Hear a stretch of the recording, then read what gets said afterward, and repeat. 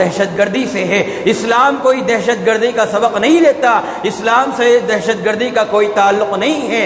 اسلام ایک پرامن مذہب ہے۔ اسلام مومن بندوں کو بھی امن کے ساتھ رہنے کی، اور جو نان مسلم سے غیر مسلم بھائی ہے ان کے ساتھ بھی جو ہے ہمدردی کے ساتھ رہنے کا جو ہے پیغام دیتا ہے۔ اسلام ایک پرامن والا مذہب ہے، اور جو چہرہ آج میڈیا نے، سوشل میڈیا ہو یا الیکٹرانک میڈیا ہو یا پرنٹ میڈیا ہو، جن لوگوں نے اسلام کے چہرے کو بگاڑا ہے، اسلام کے صحیح چہرے کو بگاڑا ہے، غلط طریقے سے اسلام کی نمائندگی انہوں نے کی ہے، اس کو صحیح طریقے سے پیش کرنے کی مومن بھائیوں کی ذمہ داری ہے، ہم ایمان والوں کی ذمہ داری ہے کہ اس کو اخلاق کے ذریعے سے پیش کیا جائے، ان کو اچھے کردار کے ذریعے سے پیش کیا جائے، اور اسلام کی صحیح تصویر ان کے سامنے پیش کی جائے، اسلام کا صحیح چہرہ کیا ہے یہ ان کو بتایا جائے۔ آج دنیا کو جو بتایا جا رہا ہے، جس طریقے سے بتایا جا رہا ہے، لوگ اسی کو صحیح سمجھتے ہیں۔ میرے دوستو، یہ میڈیا، پرنٹ میڈیا ہو یا الیکٹرانک میڈیا ہو، ان کے قلم بکے ہوئے ہیں، ان کی زبانیں بکی ہوئی ہے، یہ ایمان فروش ہے، ان کے ایمان کی کوئی گارنٹی نہیں ہے، یہ دیش کے لیے اور ملک کے لیے کوئی کام کرنے والی میڈیا نہیں ہے۔ اگر واقعتاً ان کے اندر ملک کی ہمدردی ہوتی ہے، اگر واقعتاً ملک کی اگر ان کے اندر درد ہوتا ہے، تو ملک کے حالات کو یہ رونما کرتے، ملک کے حالات کو لوگوں کے سامنے لاتے۔ ملک کے اندر جو غربت ہے، ملک کے اندر جو برے حالات ہو رہے ہیں، عصمت دری کے واقعات پیش آ رہے ہیں، کہیں چوری ہو رہی ہے، کہیں عصمت دری ہو رہی ہے، کہیں شراب کے نشے میں لوگ اپنے گھر والوں کو ظلم کر رہے ہیں، ان حالات کو پیش کرنا یہ میڈیا کی اصل ذمہ داری ہے۔ National media, print media, electronic media کی ذمہ داری ہے۔ اس کے بجائے آج ہمارا میڈیا مسلمانوں کو بٹوارنے کے لیے، مسلمانوں کو توڑنے کے لیے اپنی نمائندگی کرتا ہے۔ کیوں؟ کیونکہ ان کے قلم بکے ہوئے ہیں، ان کی زبانیں بکی ہوئی ہیں۔ جب یہ اپنی زبان کھولتے ہیں تو ان کی زبان سے کبھی سچ نہیں نکلتا، اور ان کی زبانیں حق بولنے سے چھین لیا گیا ہے، ان کے حق بولنے کے اندر صلاحیت نہیں ہے۔ تو میرے دوستو، اس وقت ملک کے حالات کو بگاڑنے کے اندر جو ایک بڑی سازش ہے، میڈیا کی بھی ایک بڑی سازش ہے، میڈیا کا بھی ایک بڑا رول ہے۔ میڈیا نے ایک بڑا کردار، ایک غیر مہذبانہ طریقے سے، غیر اخلاقانہ طریقے سے انہوں نے مسلمانوں کو اور ہندوؤں کو دو طبقوں میں بڑھ دیا ہے۔ آج سے اگر آپ پرانے حالات کا جائزہ لیں گے، ملک جس وقت بٹوارا ہوا تھا 1947 کے حالات آپ دیکھیں گے، پڑھیں گے، تو اس وقت مسلمانوں کے درمیان میں یہ ملک کا جو ترجمان ہوتا تھا، اس ملک کا جو انٹروڈکشن ہوتا تھا، امن کے ذریعے سے، پیس کے ذریعے سے، بھائی چارگی کے ذریعے سے اس ملک کا انٹروڈکشن ہوتا تھا۔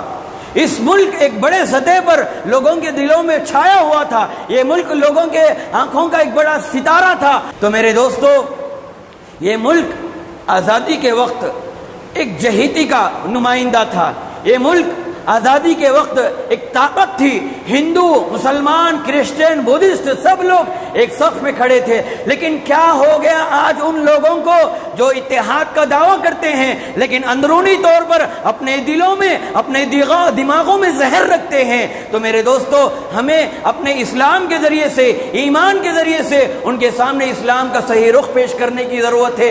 اگر وہ پتھر بھی مارتے ہیں، اگر وہ بد دعا بھی کرتے ہیں، تو ان کے ساتھ دعا کرنا چاہیے۔ اور قرآن اس کو کہتا ہے، ادفع بالتی ہی احسن فَإِذَا الَّذِي بَيْنَكَ وَبَيْنَهُ عَدَاوَةٌ كَأَنَّهُ وَلِيٌّ حَمِيمٌ۔ قرآن کا ایک بہترین نسخہ، قرآن کی ایک بہترین آیت جو ہمارے سامنے ہے، ہم مسلمانوں کو جھنجھوڑ کر کہتی ہے کہ اے مسلمانوں، اس آیت کو پڑھو، اس کا ترجمہ سمجھو۔ ادفع بالتی ہی احسن فَإِذَا الَّذِي بَيْنَكَ وَبَيْنَهُ عَدَاوَةٌ۔ اگر تمہارے سامنے کتنا بھی بڑا دشمن آ جائے، کتنا بھی تمہارے ساتھ ظلم کرنے والا آ جائے، تم اس کے ساتھ ہمدردی کے ساتھ اچھے طریقے سے پیش آؤ۔ اگر وہ تمہارے خلاف سازشیں کرتا ہے تو اس کے حق میں اچھی کوشش کرو۔ قرآن کی آیت کا ترجمہ یہ ہے، ادفع بالتی ہی احسن، ادفع بالتی ہی احسن، کہ برائی کا بدلہ اچھے طریقے سے دو، برائی کا، شر کا بدلہ، اس کا جواب اچھے انداز میں دو، خیر کے ساتھ جواب دو۔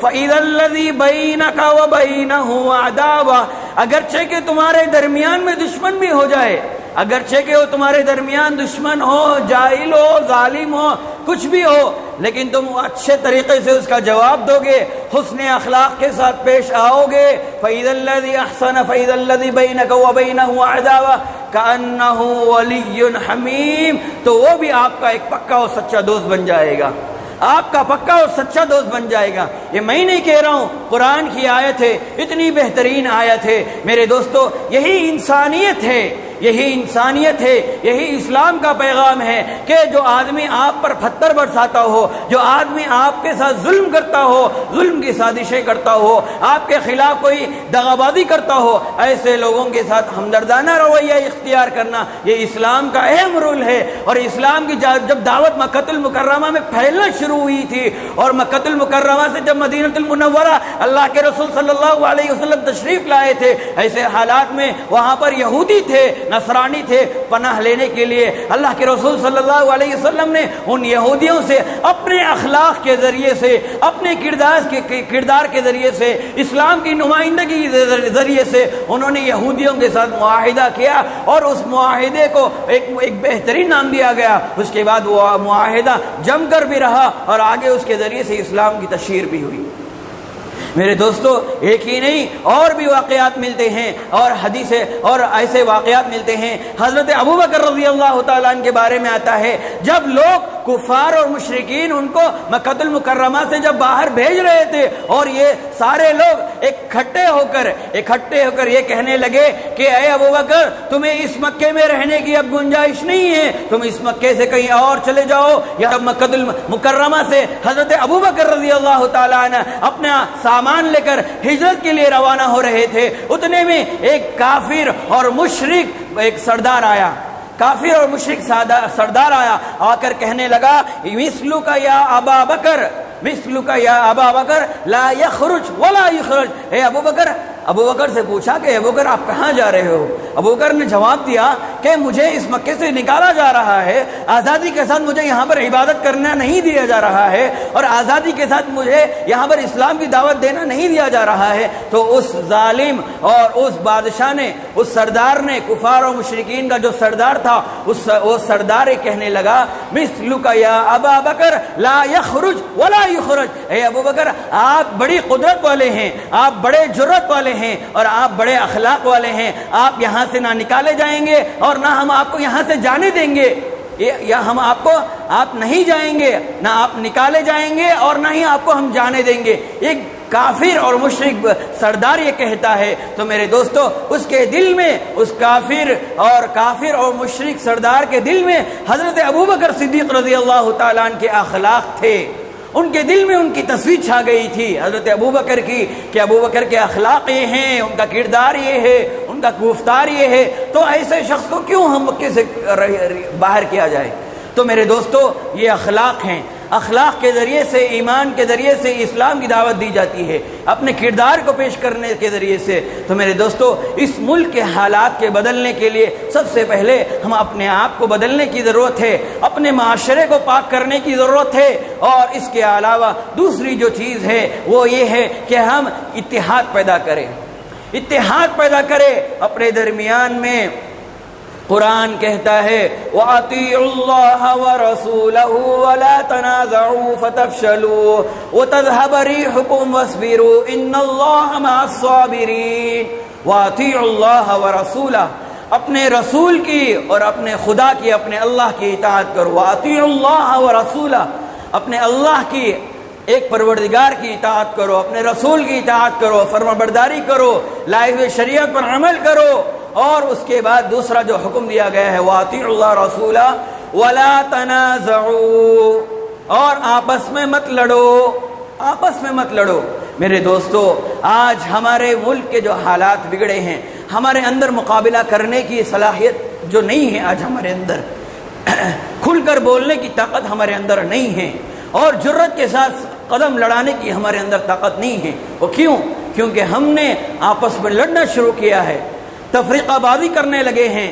میرے دوستو قرآن کہتا ہے وَلَا تَنَازَعُوا وَتَفْشَلُوا وَتَذْهَبَ رِيحُكُمْ وَاصْبِرُوا۔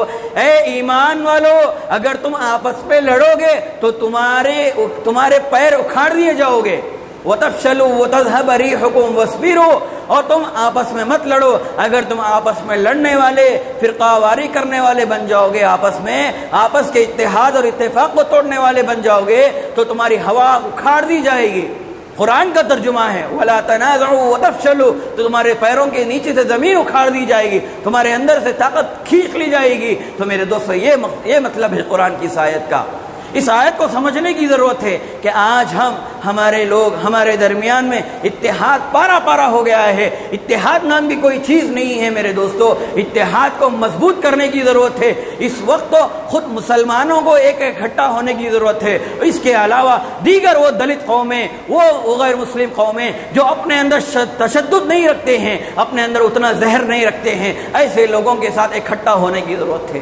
اکٹھا ہونے کی ضرورت ہے، ایک طاقت بننے کی ضرورت ہے. جب ہم طاقت بنیں گے تو ان ظالموں کا مقابلہ کر سکتے ہیں. جب ہم طاقت بنیں گے تو ان سارے لوگوں کا مقابلہ کر سکتے ہیں، جتنی بھی سامنے بڑی سے بڑی پارٹیاں آ جائیں. لیکن شرط یہ ہے کہ ہم ہمارے اندر اتحاد پیدا کرنے کی ضرورت ہے. میں اس کی مثال اس طرح کہتا ہوں، اس طرح ایک ہاتھ ہے، اس ہاتھ کے اندر 5 انگلیاں ہیں. ان 5 انگلیوں میں سے اگر کوئی انسان کے 3 انگلیاں نکال دی جائیں، ایک انگلی نکال دی جائے تو وہ انسان لکھنے کے قابل نہیں رہتا، کھانے کے قابل نہیں رہتا. اسی طرح مسلمانوں کے اتحاد کی مثال اسی طرح ایک پنجے کی طرح ہے، ایک طاقت کی طرح، ایک مٹھی کی طرح ہے. اس کے اندر جماعت اسلامی ہے، اس کے اندر دیوبندی ہے، اس کے اندر تبلیغی جماعت ہے، اس کے اندر اہل حدیث ہے. جب ہم اکٹھا ہو کر ایک پلیٹ فارم پر جمع ہو جائیں گے تو ایک مٹھی بن جائے گی اور طاقت بنے گی، اور ان کے کسی اور کے ساتھ مقابلہ کر سکتے ہیں. اور میرے دوستو ان حالات کو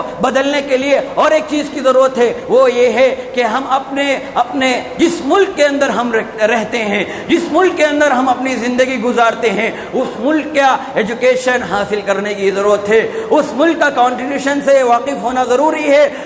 اس ملک کے لا سے واقفیت ضروری ہے. اگر اس ملک کے لا سے واقف نہیں ہوں گے، اس کے قانون سے واقف نہیں ہوں گے، اور جو بندہ اس ملک میں رہتے ہوئے اس ملک کے قانون سے واقف نہیں رہے گا، اور اس کے اندر اتنی طاقت نہیں رہے گی کہ وہ سر اٹھا کر چلے. سر اٹھا کر چلنے کی اس کے اندر طاقت نہیں رہے گی. سر اٹھا کر چلنے کی طاقت انہی لوگوں کو ہے جو اس ملک کے اندر رہتے ہوئے اس ملک کے قوانین کو جانتے ہوں، اس کے کانسٹیٹیوشن کو جانتے ہوں، اس کے لا کو جانتے ہوں. میرے دوستو اس وقت ہمارے لیے جو چیلنجز ہیں وہ یہ ہے کہ ہمارے لیے سب سے بڑی بنیادی چیز یہ ہے کہ ہم اتحاد پیدا کریں، اپنی قوم کے درمیان میں اتحاد پیدا کریں، اپنے رہنے والوں کے قریبی اطراف رقبہ میں، اپنے رشتہ داروں کے درمیان میں اور محلے والوں کے درمیان میں اتحاد قائم کرے، اور اتحاد کے ساتھ ہم آگے بڑھے، اور انشاءاللہ منزل مقصود تک پہنچنا ہمارے لیے آسان ہو جائے گا. منزل مقصود تک پہنچنا ہمارے لیے آسان ہو جائے گا. اور اللہ تبارک و تعالیٰ انہی لوگوں کو اپنی مدد اور نصرت عطا فرماتے ہیں جو اتحاد کو مضبوطی کے ساتھ، اللہ کی رسی کو اور اللہ کے رسول کی رسی کو مضبوطی کے ساتھ تھامے ہوئے ہوں. تو میرے دوستو ان حالات میں یہ اپنے بچوں کو لغو کاموں سے بچائیں، بیکار کاموں سے بچائیں، اور اپنے بچوں کے دماغ کو صحیح استعمال کرنے کی اور ان کی صحیح تربیت کرنے کی ضرورت ہے، ان کو صحیح رخ دینے کی ضرورت ہے، اور ان کو دین کے علاوہ دنیا کے ہر معاملے میں دین کے علاوہ دین کی تعلیم تو اہم ہے، اس کا پڑھنا ہر مسلمان مرد عورت پر فرض ہی ہے، لیکن اس کے علاوہ خصوصاً ہندوستان کے حالات کے اعتبار سے اگر دیکھا جائے تو ہم اپنے بچوں کو خصوصی طور پر لائر بنائیں، اپنے صفوں میں اچھے سے اچھے لائر ہو جو اپنے مسلمان بھائیوں کی، مظلوم قوموں کی نمائندگی کرتے ہوں. ایسے لائرز اور ایسے وکلاء کو تیار کریں اور اچھے ڈاکٹرز بنائیں، اچھے انجینئرز بنائیں. تعلیم کے معاملے میں اگر ہم پیچھے ہٹیں گے تو میرے دوستو ہم کہیں کے نہیں رہیں گے، کیونکہ تعلیم ایک بہترین ہتھیار ہے. اس ہتھیار کے ذریعے سے ہم دنیا بھر کا مقابلہ کر سکتے ہیں اور جرأت کے ساتھ بات کر سکتے ہیں. اگر ہمارے صفوں میں ہر صف کے اندر کوئی ایک وکیل ہوگا، ہر علاقے کے اندر کوئی ایک مسلمان وکیل ایڈوکیٹ ہوگا جو مسلمانوں کی نمائندگی کرنے والا ہوگا، تو میرے دوستو آج دیکھیے کتنے مظلوم بھائی ہیں جو بیجا طریقوں سے ان کو جیلوں کے اندر ڈالا گیا تھا. ان کی نمائندگی کرنے کے لیے آج ہندوؤں کے سامنے، غیر مسلموں وکیلوں کے سامنے ان کو پیسے کھلا کر کیس لڑنا پڑ رہا ہے. اگر ان کے بجائے اگر کوئی ہماری قوم کے پڑھے لکھے ہوتے، ہماری قوم کے مسلمان بھائی اگر ایڈوکیٹ گریجویٹ ہوتے تو ہم ان کے ذریعے سے کہیں اور پہنچ سکتے ہیں. کوئی مظلوم کے ساتھ کوئی زیادتی نہیں ہو سکتی۔ تو میرے دوستو، آج اس ملک کے اندر کشمیر سے لے کے کنیا کماری تک کے حالات دیکھ لے، ہر طرف جو ہے ایک خوف کا ماحول بنایا جا رہا ہے، ہر طرف جو ہے لوگوں کو ڈرایا جا رہا ہے۔ ہر آئین گزشتہ مہینے میں، اگست کے مہینے میں صرف میڈیا نے 2-4 واقعات آپ کے سامنے رکھے ہیں۔ موبائل لنچنگ جو ہوئی تھی، بیجا داڑھی کے نام پر، ٹوپی کے نام پر یہ جو کے ساتھ ظلم کیا جا رہا ہے، آپ نے سنا ہوگا کہ گزشتہ مہینے میں تقریباً میڈیا نے صرف آپ کو 2-4 واقعات دکھائے ہیں، کیونکہ میڈیا بکی ہوئی میڈیا ہے۔ حقیقت میں اگر دیکھا جائے تو 200 سے زائد واقعات پیش آئے ہیں، 200 سے زائد واقعات جگہ جگہ پر پیش آئے ہیں جہاں پر مسلمانوں کے ساتھ ظلم ہوا ہے، زیادتی ہوئی ہے۔ اور میرے دوستو، اس وقت گھبرانے کی ضرورت نہیں ہے، بس اپنے صفوں میں اتحاد پیدا کرنے کی ضرورت ہے، اور اللہ کی رسی کو، اللہ کے رسول کے رسی کو مضبوطی کے ساتھ پکڑنے کی ضرورت ہے۔ اس کے علاوہ اپنے معاشرے کو پاک و صاف کرنے کی ضرورت ہے، اور تعلیم کو مضبوط کرنے کی ضرورت ہے، ورنہ یہ دن دور نہیں ہے کہ ہماری نسلوں کو یاد کرنے والا کوئی نہ ہوگا، جس کو علامہ اقبال نے کہا، نہ سمجھو گے تو مسلمانوں مٹ جاؤ گے، نہ سمجھو گے تو مٹ جاؤ گے اے ہندی مسلمانوں، نہ سمجھو گے تو مٹ جاؤ گے اے ہندی مسلمانوں، ہماری داستانوں تک نہیں رہے گی داستانوں میں۔ میں دعا کرتا ہوں کہ اللہ تعالی ہمارے درمیان میں اتحاد اور اتفاق پیدا فرمائے۔ آمین۔ وآخر دعوانا ان الحمدللہ رب العالمین۔